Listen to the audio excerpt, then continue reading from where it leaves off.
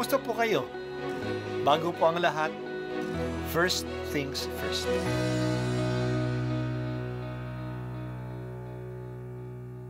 Good morning po.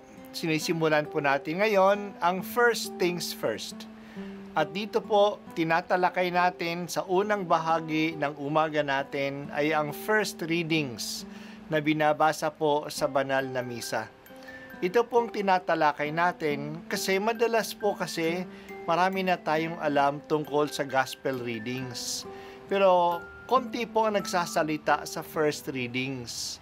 Pero ang first readings, bahagi din po yan ng Biblia, ng banal na kasulatan. Kaya susubaybayan po natin ang mga first readings, basahin po natin at kuminsan kailangan ng basahin ng 2 o 3 beses bago maintindihan kasi hindi po tayo familiar sa mga istorya at sa mga kaisipan na tinatalakay dito. Ang pagbasa mula sa aklat ni Propeta Isaias. Pinapatnubayan mo ang mga taong matuwid at pinapanatag mo ang kanyang landas. Panginoon, sinusunod ka namin at inaasahan. Ikaw lamang ang lahat sa aming buhay. Pagsapit ng gabi, hinahanap-hanap ka ng aking kaluluwa. Kapag ang batas mo'y umiral sa daigdig, ang lahat ng tao'y mamumuhay ng matuwid. Ikaw ang nagbibigay sa amin ng kasaganaan at anumang magawa namin dahil sa iyong pagpapala. Hinahanap ka nila sa gitna ng hirap, ng parusahan mo'y ikaw ang tinatawag. Ang katulad namin sa iyong harapan ay babaeng manganganak, napapasigaw sa tindi ng hirap. Nagdanas kami ng matinding hirap, ngunit walang naidulot na kabutihan. Walang tagumpay na naidulot sa bayan. Wala kaming nagawa anuman. Ngunit ang mga anak mong namatay ay muling mabubuhay.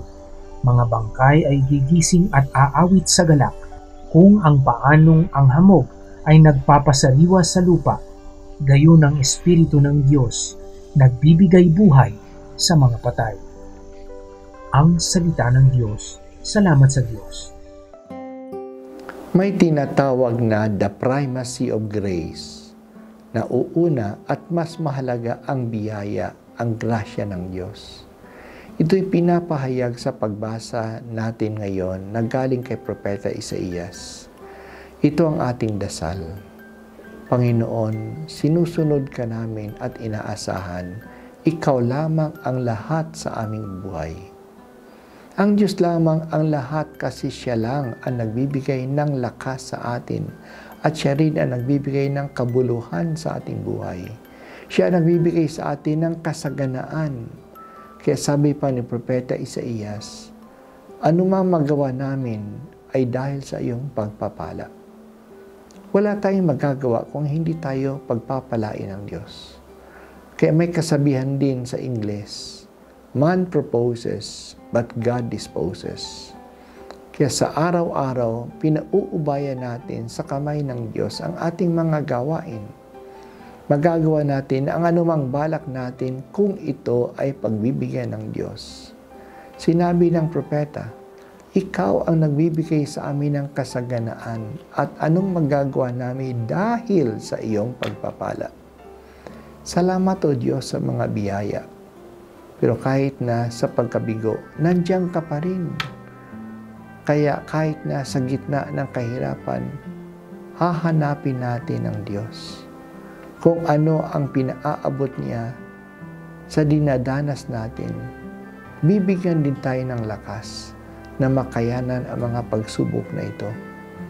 May pagkakataon na ang kahirapan natin ay tulad ng matinding kahirapan na dinadanas sa isang babaeng manganganak. Napakasakit, pero ito ay nagbibigay ng bagong buhay. Kahit na nga sa kalagayang wala ng pag-asa, tulad ng isang bangkay, nakakakilos pa rin ang grasya ng Diyos. Ang Espiritu ay nagbibigay ng buhay kahit na sa mga patay. Nagkaroon na pangitain sa Propeta Ezekiel. Nakita niya kanyang sarili sa isang lambak na puno ng buto ng mga patay. Inutusan siya ng Diyos na tawagin ang Espiritu Santo sa mga butong ito. Nagsalita nga ang propeta sa mga buto. At ang mga yon ay nagsama-sama at naging kalansay. Nagsalita siya sa mga kalansay at nagkaroon sila ng laman parang mga zombies. Nanawagan uli siya sa Espiritu at naging mga buhay silang mga tao. Ang Diyos nga ay nakabibigay ng buhay sa mga patay. Nakabibigay siya ng sigla sa ating lupaypay at kawalang pag-asa. Hindi ba naranasan natin ito sa mga pagkakataon na wala na tayong pag-asa at wala nang sigla? Nagdasal tayo ng taimtim. Nagbasa tayo ng Biblia. Nabigyan tayo ng payo sa ating espiritual na direktor. Nabuhayan tayo uli. Ito ay grasya ng Diyos. Kumikilos ang grasya ng Diyos, kaya sa anumang gawin natin, ipaubaya natin ang lahat sa Diyos. Let us do our best and let us put our full trust in God. Pagsikapan natin, pagsisikap at pagtitiwala, yan ang dalawang paa natin sa ating paglalakbay sa buhay na ito. Pagsisikap, gawin natin ang makakaya natin. Pagtitiwala, manalig tayo sa pagkilos ng Diyos. Sinulat ng Propeta Isaías kung paanong ang hamog ay napapasariwa sa lupa, gayon ang Espiritu ng Diyos nagbibigay buhay sa mga patay. Ikaw, Panginoong Diyos, ang pinanggagalingan ng lahat ng kabutihan. Salamat po sa iyong pagpapala. Titingala kami palagi sa iyo. At panahon naman ng kahirapan, titingala din ako sa iyo na umaasa sa iyong patuloy at paggabay sa akin.